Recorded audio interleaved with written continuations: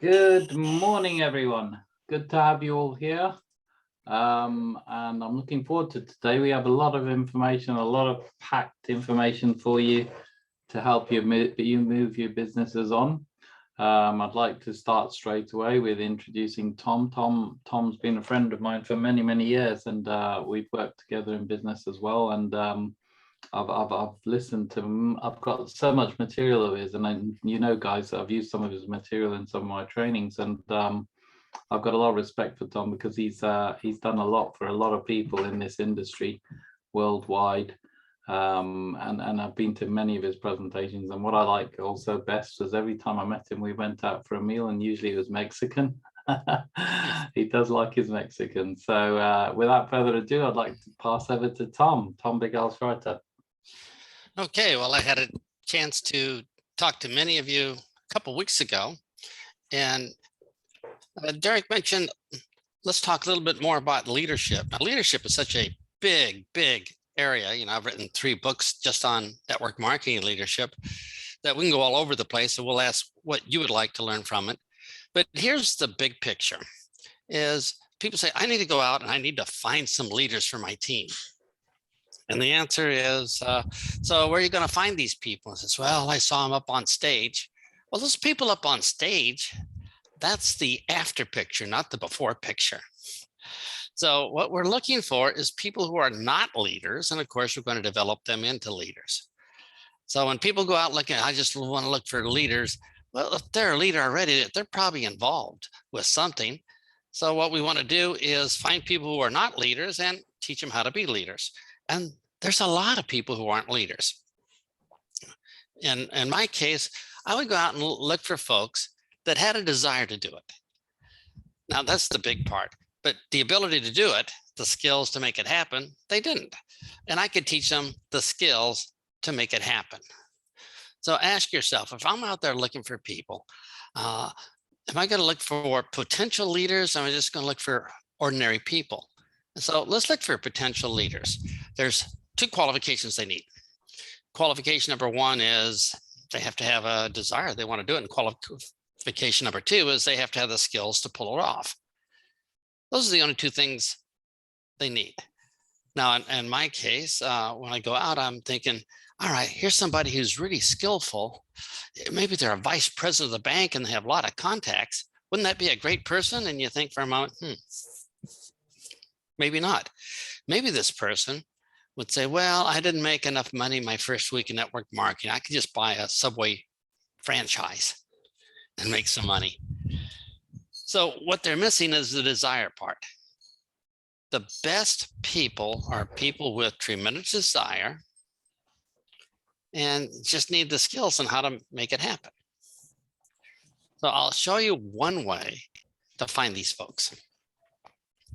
Now, what's nice about these folks is they probably don't already have a super career. So if they were able to make some money with our business, they would be our best friends forever. They say, man, you changed my life. I just can't jump from one thing to another. This is my only opportunity. You helped me make it. So where do we find these folks? The best way in the whole wide world is simply to ask people you know the following question. Who do you know that has a full-time job and a part-time job? That's it. Who do you know that has a full-time job and a part-time job? Now, what do we know about people with a full-time job and a part-time job? Are they motivated? Oh, yeah. Nobody wants to work 2 jobs for the rest of their life. And if you could help somebody get rid of their part-time job, they would love you forever. And you help them get rid of their part-time job and their full-time job, you'd be inseparable. You just change somebody's life immensely. So if we look for people with a full-time job and a part-time job, we know they're money motivated. We know they're self-starters. We know that they're open-minded. All I have to do is, if I talk to Derek and he says, go talk to Theo. And here's Theo's number, my good friend. Hey, Theo, do you know anybody with a full-time job and a part-time job? I'd like to get rid of one of those jobs. He says, yeah, talk to John. So I say, hey, John, I talked to your friend Theo. He said that you had a full-time job and a part-time job. Is that right? Yeah. and that you might like to get rid of one of them? Yeah. How easy was that conversation? Once people have the desire, the rest is just sort of details. So that's where you can find good candidates. If you don't, here's what happens. They may have good skills. They know how to talk to people, but they don't have the desire to go out to do it or to invest the time. And that's going to be sad. So just remember, if you can find people with full-time jobs and part-time jobs, you're going to find plenty of motivated, hungry people that want to do your business. And you're thinking right now, hopefully, where am I going to find these folks? I'll just look for people with part-time jobs. They probably have a full-time job because nobody can live on a part-time job. So if you find where people work part-time jobs, you're in. So what we're going to do is develop these people into leaders. And one of the ways, and there's many ways, because we're talking leadership, there's 100 ways of doing it. And that is, since you're reading the Slight Edge book, I believe, that you might say, hey, what if I had a culture of everybody saying, all I want to do is learn one new thing every day? That's it. Just one new thing every day. Maybe I'll find it searching on the internet or learn an interesting thing about my business on YouTube. Or maybe I read 2 pages of a book or listened to an audio clip or got on a webinar or training like here. If I could just learn one new thing every day, what would I look like 30 days from now? Maybe 6 months from now, I wouldn't even recognize myself. So when a new person gets started, if we can get them the mindset that they don't know everything already, all they have to do is learn one new thing every day and just let it accumulate, and they won't recognize themselves in 6 months. But there's lots of techniques of changing people's minds, getting them motivated to read their minds, to create influence. Where would you like to start? So we have these people that are up early in the UK on a Saturday morning. It might be late for you somewhere in Sydney, Australia. But in the chat here, I'd like you to write down the most important question that you'd like to learn today. What is the biggest thing that if you could just kind of figure it out, you think your business would be a whole lot better? Would it be like, how do I motivate myself when times are hard? Or is it, how do I get over rejection? Or how do I really kickstart and get started? Or why do all my people quit? Or why is it so hard to find somebody? Or why people don't listen to me? Or how is it that some people build leaders and others don't? Or maybe your biggest problem is you can't think of any questions. So here's your chance. Let's start here in the Q&A. And the first one's from Nicholas here. How to align with the energy level of the prospect? Well, let's start there.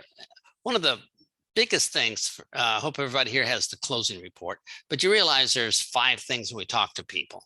They're going to judge us first on influence. I mean, if we have influence, hey, we got it made. The second thing they're going to judge us on is rapport. Do we have a connection? One of the ways the human mind judges rapport is think the word sameness. If we talk fast and they talk slow, oh, we're going to have a problem. And if we talk slow like we're from Texas and they're a fast talking Londoner, that's not going to end well. So if they are laid back like me and you are caffeine on steroids, it's going to be a bad match, isn't it? So one of the first things they teach people to do if you want to have rapport, which means they trust us, believe us, at least they will hear our side of the message, is to realize they look for reasons why we are the same. They look for sameness. They say, if you and I like the same country or the same weather or the same sports team, chances are we'll be okay on other things too. And I can trust you because we have common beliefs. So the question is, how do I align the energy level of the prospect? Try to match it. As soon as you try to pull them up because you're full of energy and they're not, you're probably going to scare them to death. And you probably won't trust them because they're so different. So that's the first thing. Try to match their energy. If you try to pull them up to yours, it may not work well, especially if you're a laid back person like me. They may not want to be as laid back as I am. So let's do the next question. How do I lead so team members duplicate me as leaders? Okay. I don't know how well this will be accepted, but let's talk about duplication. Everybody talks about duplication, and usually it's egotistical leaders who want everybody on their team to do it their way. You got to duplicate me. You know, my job was a door-to-door encyclopedia salesman. I'm in people's face and I can argue with them. I want you to do the same thing because that's what made me successful. Look at my paycheck. So they assume duplication means to copy the techniques they use to build their business. How about redefining duplication? How about saying duplication is, we want to duplicate becoming a leader and building a team. Now, how you do that, there's probably many different ways. So we don't have to duplicate the path somebody took. All we have to do is work on duplicating the result. All right, so you're thinking, so all you have to do is duplicate the result, and you're not too concerned with how we do it. So you don't have to do it exactly like me. So let's try this. I go visit Derek in Birmingham, and he says, "Oh, go ahead, Big Al, you drive." So I get behind his car, and they drive funny over there. And obviously, I'm not a very good driver, so I rear end the car in front of me, totally smash into it. The driver gets out, holds his neck, and says, "Oh, I think I broke my neck. Call the ambulance, get a lawyer, quick, quick, quick."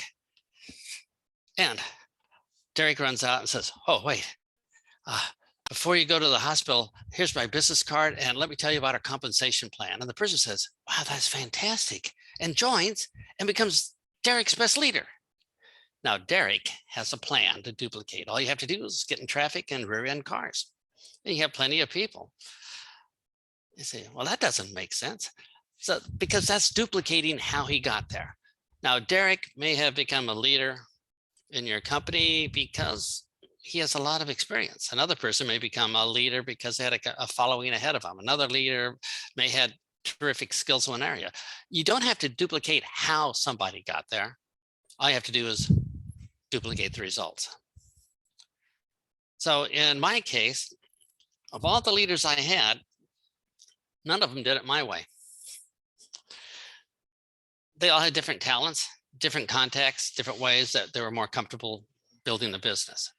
So instead of me insisting you do it my way, I says, you know where you want to go.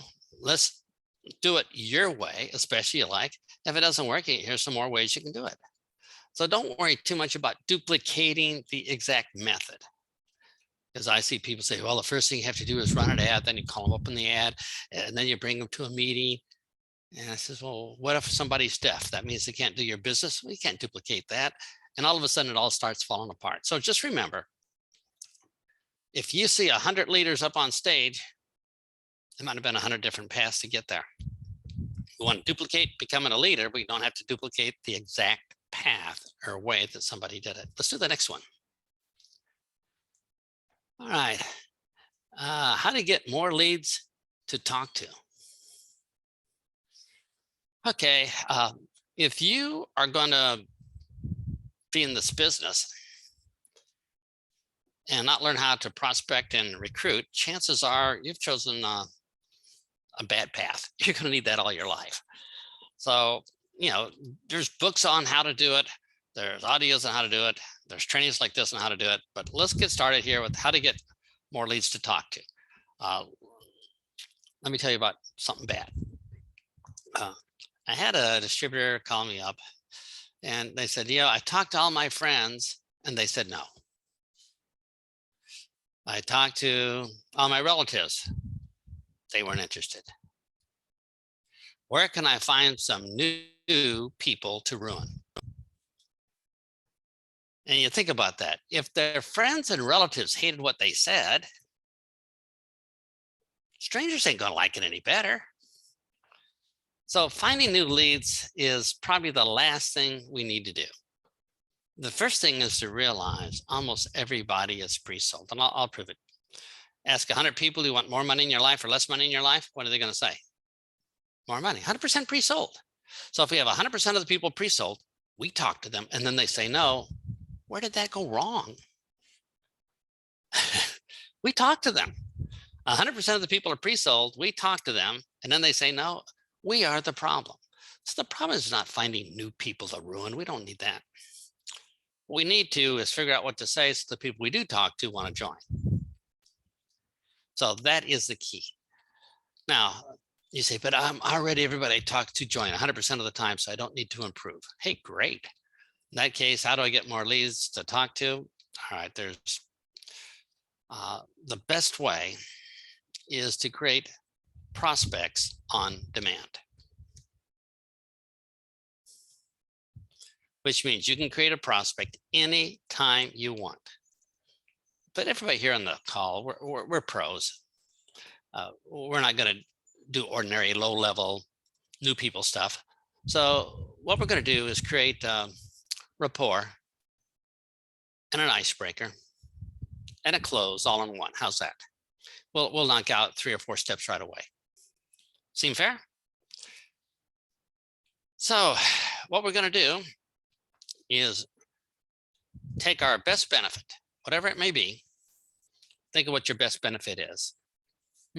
What's the best benefit of your business? As a matter of fact, in the chat, type in your best benefit. Let's use the one that you would like to use. What is your best benefit? What's the coolest thing about your business? Now, if you have to take a long time to think about this, we've got a problem. All right, what do we have here? Education. All right, anyone can do it. Community and rewards. Passive residual income.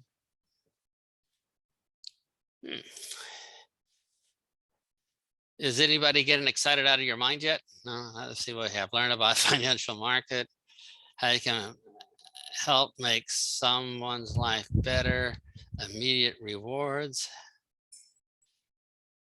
community. All these things are going to be tough up against Netflix, aren't they? No wonder people aren't interested. So let me pick a benefit here. The benefit is you can work out of your home and don't have to commute. Now, do you think that might be pretty exciting for somebody? Man, I don't like commuting to work because it's expensive and it's hard to do. So let's pick that benefit. Let's say, okay, what we're going to do is announce that benefit.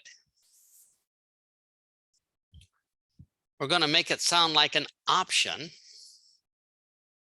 Not trying to sell them, just as an option, where if they want to hear more about the benefit, they can opt in and pre-close themselves. Let me give you an example. When I leave for work in the morning, my neighbor Derek is sitting out in front of his house in a lawn chair sipping coffee. He works from his home and earns more than I do. And then I'll say, would you like to know how he does it?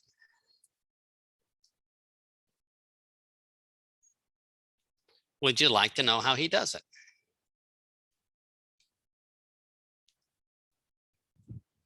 Now, they have 2 possible answers here. What could they possibly be? Yes and no. If they say no, they're not a prospect. It's not their time. They have no need for that. But if they say yes, they have already pre-closed themselves, haven't they? We have rapport. We broke the ice, let them know what we do. They saw the benefit and they say, yeah, I raised my hand, I want it. So how about this? Let's pick another benefit, something with a little more emotion, okay? Like I worked for a dream-sucking vampire boss who takes little bits of my brain out every day, turning me into a human zombie. But next year, I get to fire him. Would you like to know how I'm going to do it? Question mark. Would you like to know how I'm going to do it? All right, tough one now. What are the possible answers here? Yes or no?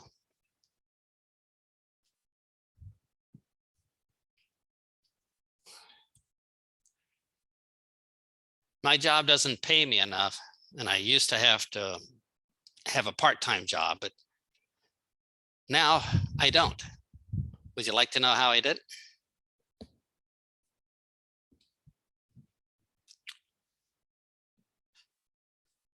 On the first of every month when I wake up, I've already made my month's income, so I don't have to worry the rest of the month. Would you like to know how I do that? And they feel it. I have a choice to opt in or not. They're not trying to force it down me. You just gave me an option. So in big letters on your piece of paper, I see a lot of you writing. If you're driving, don't do this, but write down the word option. If you were to replace the word presentation with the word option, magic would happen in our business. People are controlled by automatic programs in the human mind. And let me give you an example. I'm going to call you right now. And I say, I just need 20 minutes to give you a presentation. What are you thinking? All right, I'm going to be a mind reader here. This is not hard. You're thinking, salesman, hide my wallet, hide my purse, run, run, save yourself. You know, dive, Scotty, dive. I don't want to, it's going to waste 20 minutes of my life. I could be doing anything else. If you say the word presentation, you have chosen to use a word to turn their mind off and activate all these programs. That was your choice. But what if you choose the word options? How do people feel about options? Options. Options. That means I have a choice. I'm in control. Nobody's trying to sell me. And do I like extra options in my life? Well, yeah, everybody likes extra options. So if you use the word options in lieu of the word presentation, just that little micro tiny change can make a huge difference. So back to the question, how can I get more leads to talk to? Chances are everything's gone wrong with how we say things. You see this book behind me that Keith wrote and I wrote together called, How to Get Appointments. It shows people how to change their mindset to have unlimited appointments on demand, plenty of people to talk to. It's not hard because they will judge us by the words we say. And we're going to use some high-level influence techniques. We're going to be a mind reader, which totally impresses them. And we're going to know which programs and how to talk to the programs. They don't even know they have programs. It's pretty much totally unfair. So I tell people, buy a cup of, let me see what do you have over there, Costa coffee in the UK. A cup of fancy coffee for £5, spend £5 on a book like this or a similar book and learn how to do it. And 90 minutes later, we won't be asking the question, how do I find some more leads? Finding leads is easy, but if you're just going to talk bad to them, it's probably not a good deal. So I'm going to ask you, when you go out and you're commuting to work, just you're on the tube, look around on the tube. How many of these people absolutely are pre-sold, would like to work out of their home instead? Quite a few. And all you have to do is offer them the option of hearing how or not. It's up to them. So duplicate me, how to get more leads to talk to. Best way to approach people. All right. Stalking doesn't work very good. So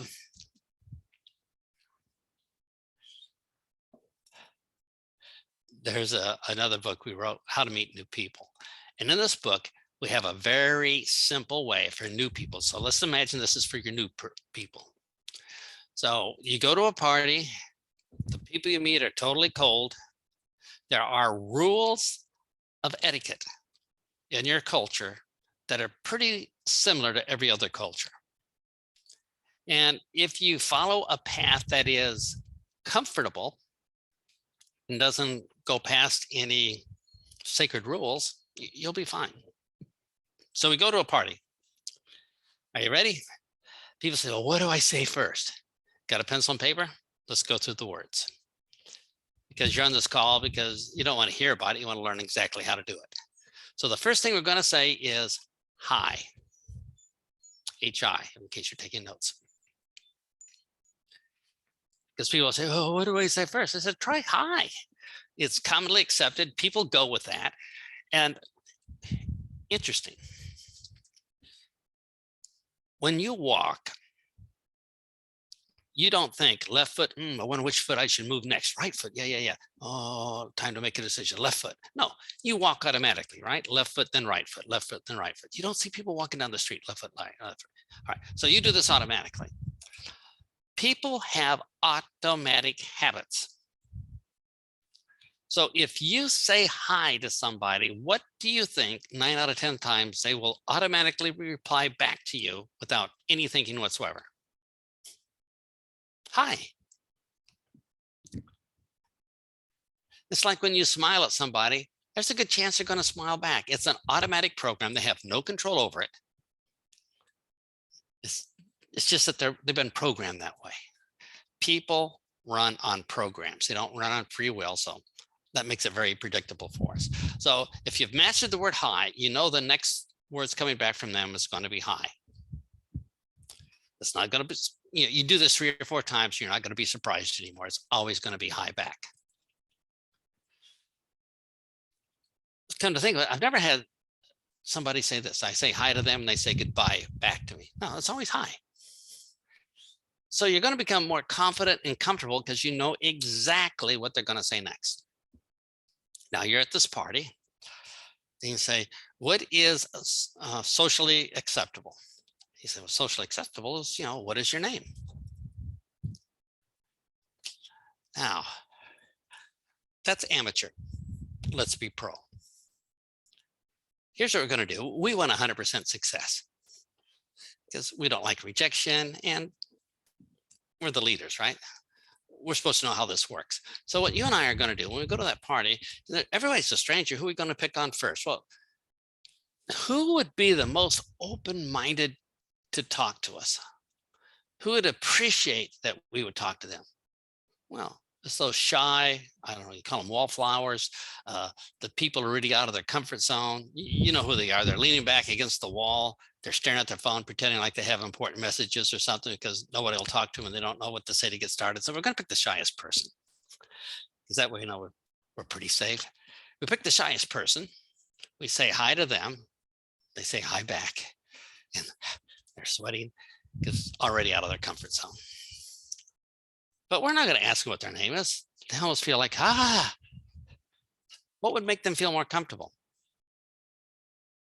We're going to tell them our name first. So we're going to say hi. They say hi. And we're going to say, my name is Big Al. What's yours? Just by doing that, they say, okay, I'm safe. I feel better. You offered your name first, so I guess it's okay. And they'll tell you their name. Say, so I should say my name is first and then ask you what's theirs, and you take all the pressure off. Correct. But let's go further because we're on a very simple model here. Say, okay, so what are the steps socially at a party? Well, what's the next thing you are allowed to say? How much money is in your checking account? I don't think so. Or what time do your children leave the house in the morning to go to school? I don't think so. Those are not socially acceptable questions. Oh, what can we ask? Oh, where are you from, right? That is expected. It's culturally accepted everywhere. Where are you from? And they say, well, I'm from, if you're in Australia, you might say I'm from Sydney or Killara. Or if you're from South Africa, you might say Durban or Johannesburg or, wherever. So where are you from? And that's not too invasive on people. But we're building some trust here. They say, you're okay. So after you find out where they're from and you tell them where you're from, what would be the next most obvious question? And that is, what do you do for a living? This is predictable. It's expected. It's the small talk that people do. Like, how's the weather? It's small talk that people do that make them feel more comfortable to have an interchange. Now, you will ask them what they do for a living, and they will spend 5 minutes talking about their long, boring, non-network marketing lives. And after 5 minutes of chatting away, they remember a program. Oh, my mother said, don't do all the talking. That's just rude. So they're going to have to say something to you. And what are they going to say? What do you do for a living? Now, please don't answer. I thought you would never ask, but you can expect it. If you ask somebody what they do for a living, is it reciprocal that 4 out of 5 times they're going to ask you what you do for a living? Absolutely. So what is your answer going to be? Well, let me give you some possibilities. In the beginning, 50 years ago, I would say this: I'm in the global search for entrepreneurial talent, for time freedom, financial freedom, whereby I can enhance the efforts of people through multiple streams of residual income, thereby reduce. Is that what they wanted to hear? No. And I got rejected over and over because it's not meeting new people, it's what you say. So I said, man, I don't know, how am I going to explain this? There's so much to explain and how the residual works and all this, and first thing I got embarrassed. Everything I said got me embarrassed. So then they would say, what do you do for a living, Big Al? And I would just try to change the subject. Look, there's Superman or something, just so I wouldn't be embarrassed. But that's not a good business plan either. So they ask you, what do you do for a living? What are they looking for? It's still small talk, right? And they say, all right, what kind of answer do I want from you? The complete compensation plan? I don't think so. They just want something like really simple. You're a carpenter or a plumber or drive trucks or a one-eyed bungee jumping skydiver or something, whatever it may be. That's what they want, something simple. So please don't answer, I'm an independent representative of, no, that's not what they want to hear. They could care less about you and even less about your company. But let's start with some beginning words. When they ask you what you do for a living, you're going to say, well, comma, you know how.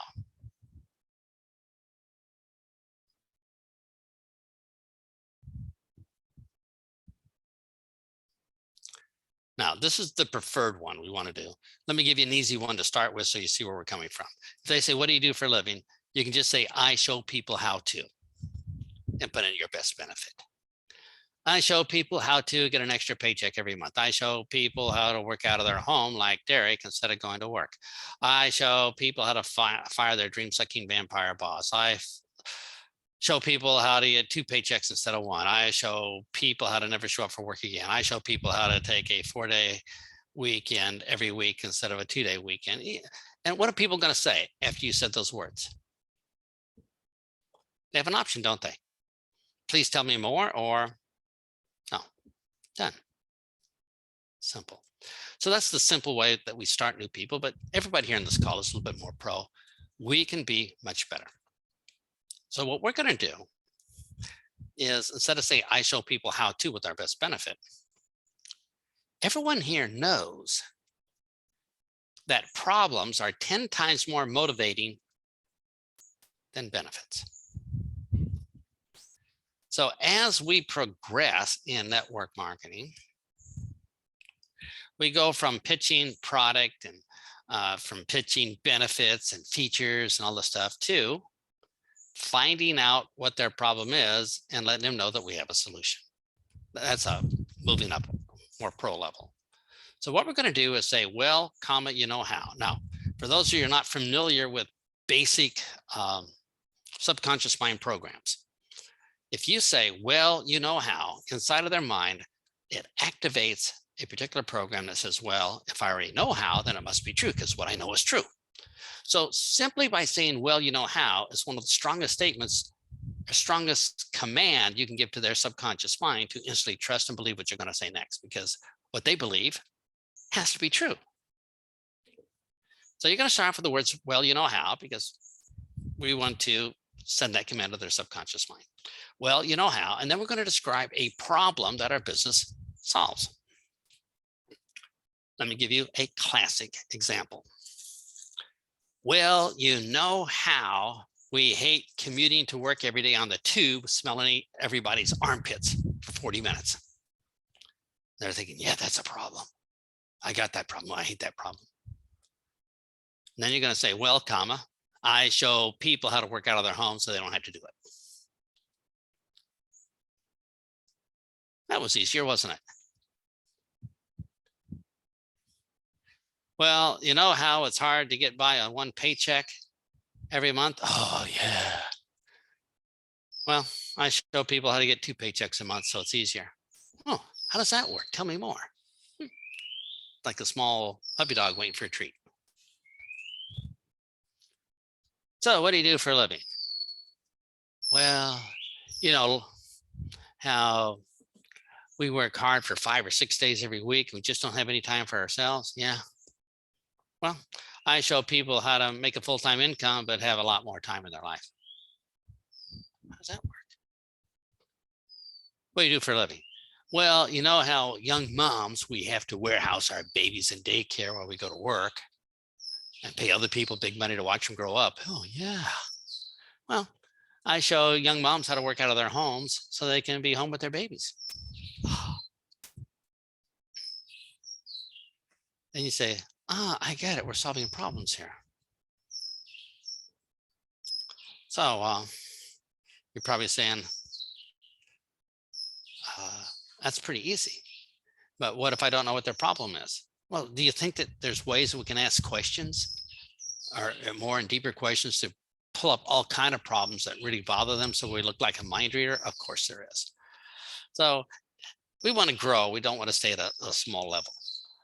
Because if we're going to play big in this business, we're going to have to be big, which means bigger skills, knowing more instead of playing with a small amount of skills and tools. Let's see the next one here.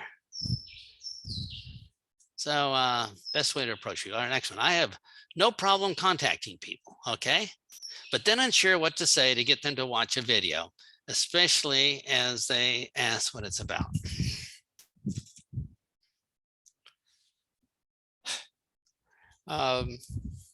You're not gonna like this one. So I want you to think about people. Microsoft, it's a pretty big corporation. They do like, I don't know how many billions of dollars a month.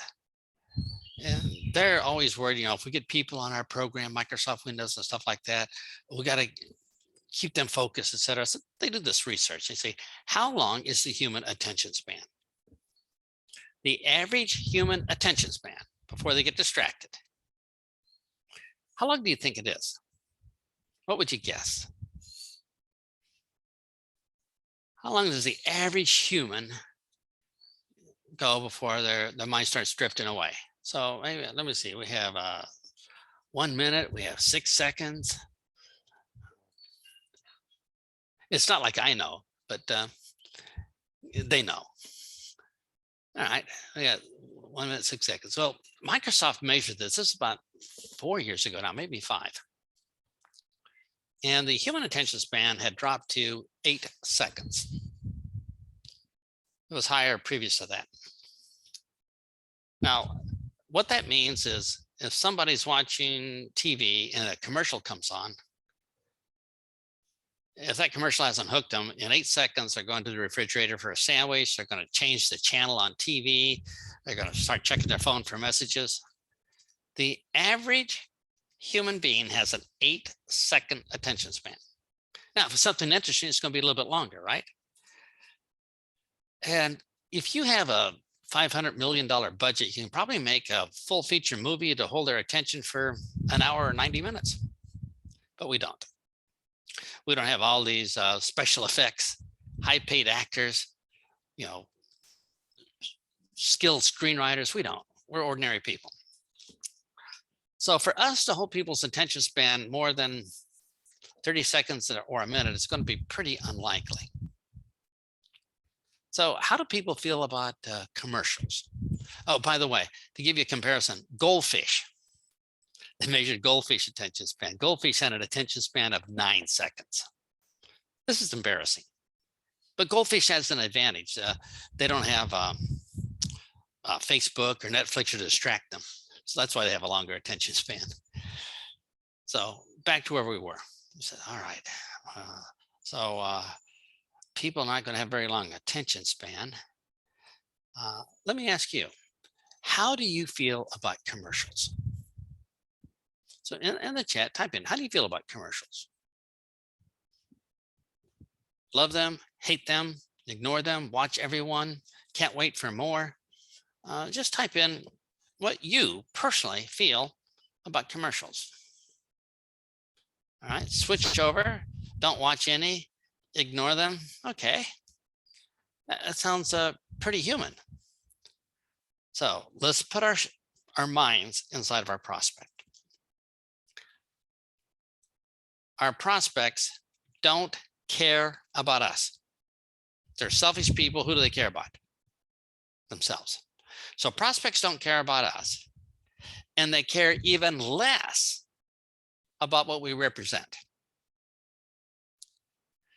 And then we're going to say, I know you care even less about what I represent, but how about a 20-minute commercial or 7-minute video commercial on it? How are we going to feel about this? This is a hard sell. As a matter of fact, we're going against the grain of humanity. It is ugly. So if you're trying to get people to come watch your video, here's my advice.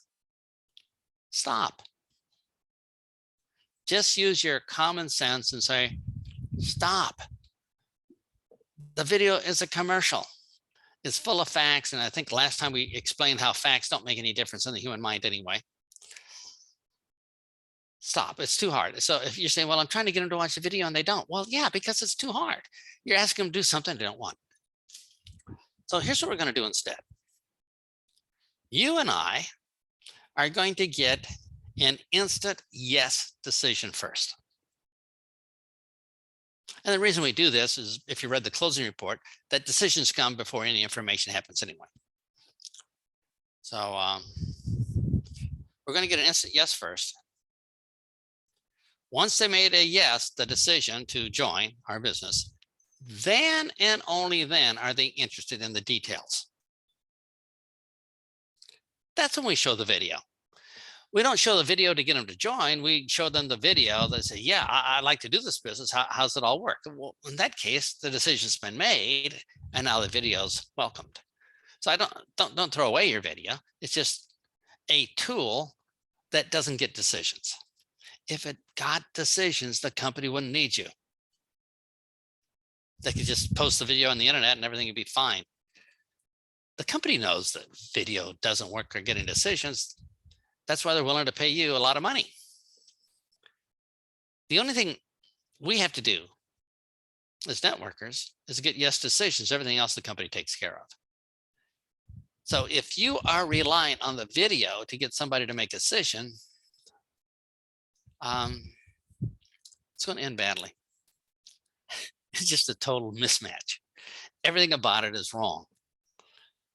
So let me give you an example of decisions happen before the video information. Are you ready? We're at the Holiday Inn in Birmingham, and Derek and I are doing a meeting. At the end of the meeting, Derek says, when the meeting's over here, Big Al and I are going down to the ice cream place, and we're going to get ice cream. Who wants to come with us? And half the people raise their hand, and half the people don't. Half the people say, oh, I'm lactose intolerant. I have a babysitter at home. I can't come. And half the people say, oh, yeah, we're in. How quick was that decision? And the people made that decision before the information, before we told them where the ice cream parlor was located, before we told them how many flavors were there, before we mentioned if Derek is going to pay for everybody or they had to pay for themselves. All the details come later. So the deal is humans want to make decisions first, and then and only then, if the decision is yes, do they want information. So let's work in sync with the human brain. We want to get a yes decision first, and then comes the information. Now, just so you don't think I'm out of my mind, let me give you an example that's going to make a whole lot of sense. You see this book behind me called How to Get Appointments. So we're going to call for an appointment, right? Now, I'm going to ask you to picture this and see if this has ever happened to you. So we pick up a phone, we call a relative and say, hey, this is awful. I'd like to come over and give you a 20-minute presentation and show you a video. So you already know what the relative is thinking. Oh no, I'm going to miss my favorite show. They're going to try to sell me something. It's going to be hard to get rid of. They're going to do some hard level closing to make me feel like a fool. Right? So they're thinking, man, no way. And here's what they'd like to say to us. Drop dead. No way.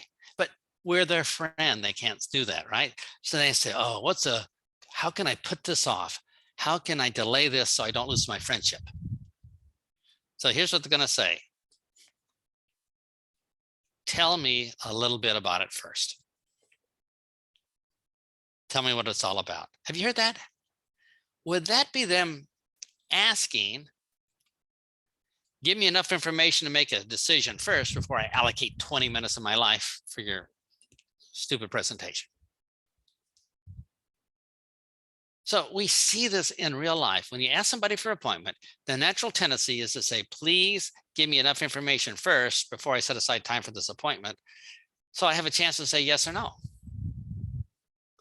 If we don't do that, it's like me coming to you and saying, hey, let me tell you about Swiss watches and how the gearing mechanism works and how those micro measured gears and how the history of it. And you're saying, I don't want to hear that. I don't want an hour presentation about Swiss watches.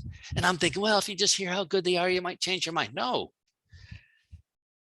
If we try to show a video or give a presentation before they made a yes decision, we are one of the most rudest people I know. It is just so ugly. But nobody tells us this when we get started. So we just go out and blindly do this because somebody who didn't mind rejection did it and they got good, but nobody else could follow it or something. So just think, if we are nice to people, we can do this whole business without rejection, talk to their subconscious mind programs, clean up, ka-ching, ka-ching, ka-ching, ka-ching, ka-ching. So learning how this works is absolutely necessary if we're going to be a leader, because as a leader, we have to have the skills to teach our team how to perform. They don't know any of this stuff when they start. I didn't know it when I started. I was clueless. This is embarrassing. But when I first started, I gave a 45-minute presentation. And it was awesome. It was perfect. Nobody joined, but it was perfect.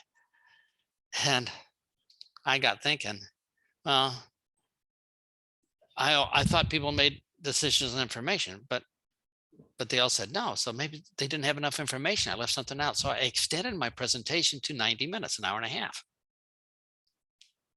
How'd you think that worked?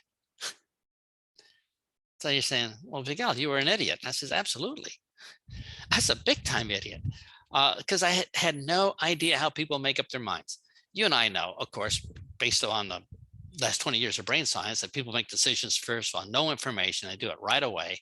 So if we get in sync with how that happens, we're done. So let's do the next question. Let's see, no problem contacting people. What to say to get them to watch the video? What to say to get them to watch the video? The answer, that was a long answer to that, is close them first. So they want to do it. And then the video just explains it. All right. How to get people give it as most don't have time. They agree, but don't attend. All right. How to get people to join a presentation? Same thing. Nobody wants to come to an opportunity meeting unless they're closed already. Or an online webinar unless they're closed already. So let's take it back before social distancing. You invite somebody to an opportunity meeting. Are you ready? Invite somebody to an opportunity meeting and they don't show up. Have they made a decision?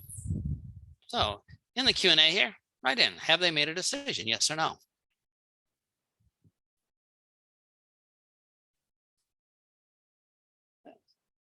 Yeah, they made a no decision, didn't they? They made a no decision to not come based on no information, but if they did come, they made a yes decision, right? They made a yes decision to give up time with their family, to maybe get a babysitter, miss their favorite TV show. They made a decision. I want to come down. I want to join this.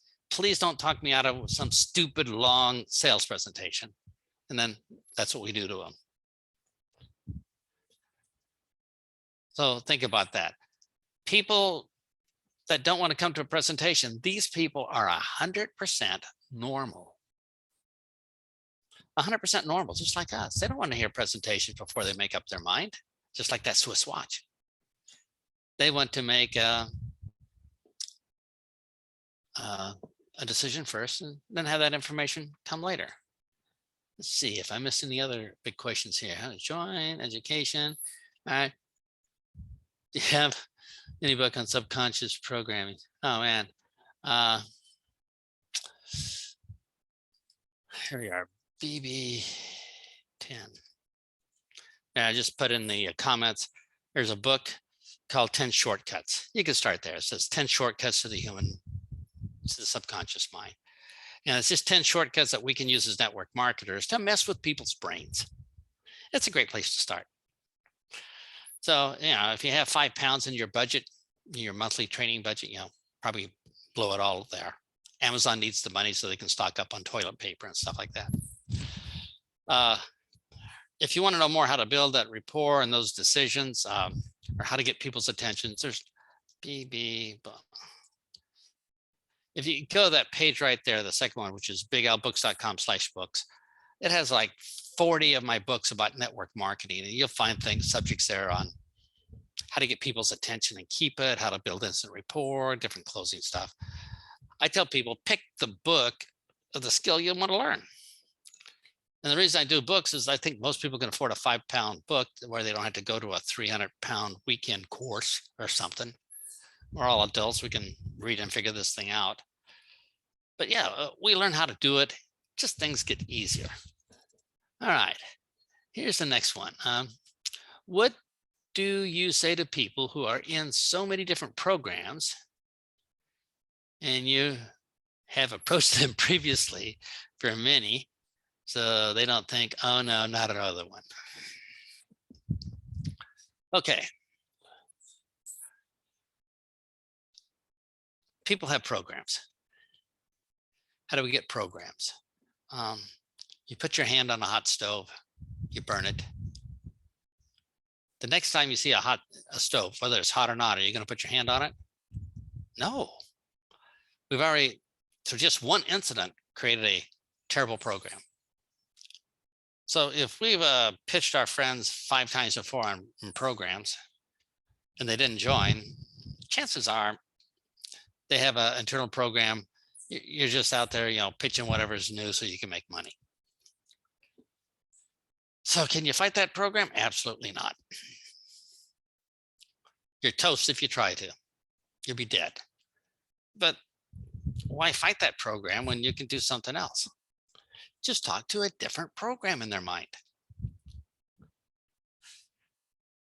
You can choose a different program that will motivate them, or you could reword how you present it so they'll have a completely different answer. Understanding the human mind and how to talk to it can make you a superpower. Let me give you an example. I'll do the One, they have this terrible program. So we're going to pick on smokers. If you're a smoker right now, my apologies, just the way it is. But it's a good example. If you talk to somebody who's smoking or who smokes, or somebody who doesn't smoke, just ask them this question. Is it okay to smoke when I'm praying? And they're going to say, no. If you're praying, don't light up a cigarette and smoke at the same time. That's just totally disrespectful. Because of a program in their mind. Now, what if you said this?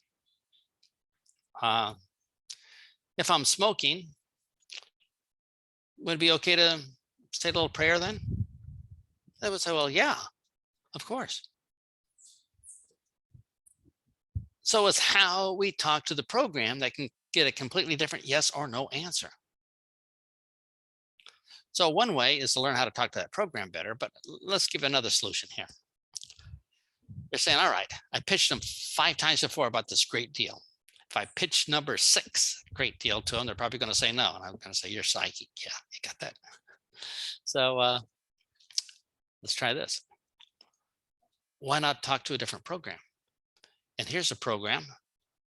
People hate having problems. They desperately want to solve their problems. So instead of pitching your program, ask a question in a way that they say, yeah, I have this problem.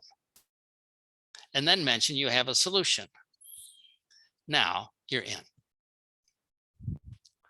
So you have so many options with the human mind. Here is something that's really unfair. Humans have no idea how their minds work. Not a clue.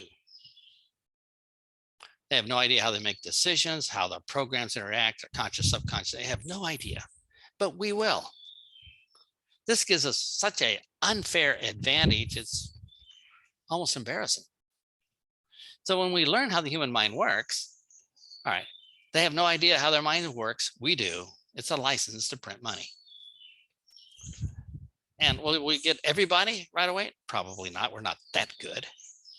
But we will get a lot just by making some simple changes. So simple changes, because the hours are up here, sorry about that, is how about using the word options instead of presentation? How about having a good 1 or 2 sentences so you don't have to show them a video? How about looking for problems instead of pitching something? All right. People have had many programs and they are afraid that this program wouldn't make them any money either. Yeah, people do have programs. And what we do is find out what programs they have in their mind with a question or two. And then we just speak to those programs. They might say, I'm just not going to be successful. He says, well, all right. They have a high risk program in there and they are a green personality. So we're just going to say, all right. This green personality says, I'm afraid to try something. It may not work out. I've been in a job all my life. I can't change. And I don't want to take any risk. Well, talk to the risk program. Say, hey, how do you feel about putting all your eggs in one basket, having all your money from one source that you could lose 100% at any time? I said, well, no, not good. I said, well, would it be okay if, using that sequence, would it be okay if you had a secondary income just for safety? Yeah, I'm a safety type person. We could change that around pretty easy. But I've been doing all the talking here. Let me see. For some of you, stop by the book page there. But for some of you that don't even have 5 pounds to get started, let me put this in. CZ, CLOSING. All right, here's a link. I just put in the chat there. The last word in the link is closing. It's a free 7-lesson mini course on how to close people right away. That'll make it easy. So each lesson is about 10 minutes of audio. So if you can set aside 10 minutes of audio to listen to it, you get a lesson every 2 days. And so in a week or 2, you already got a head start on improving something, learning something new every day to make a difference. So I went an hour and 3 minutes. All right. So let me turn it over to my good friend, Derek, and we'll take it from there. Derek. Thank you, Tom. That was awesome. The amount of material and the nuggets we got was amazing. Plus, obviously, we got the free stuff you put online. Thank you very, very much. And I'm sure everyone has gained something from this. You know, if I know I've got lots of little bits that I've learned from it. So thank you very much. And yeah, I'm conscious of the time, and we're up to the hour, guys. Just to say that Jill had to leave that, which is fine, not a problem at all. She's happy to do that because she loved what Tom was saying. So we're moving the first chapter of the book to Wednesday night training. So we won't miss that. We'll move it in there. So yeah, no, it was well worth it, Tom, and fantastic. It was really, really good. I can't thank you enough for how much information, advice, etc. you've given, and I'm sure everyone agrees.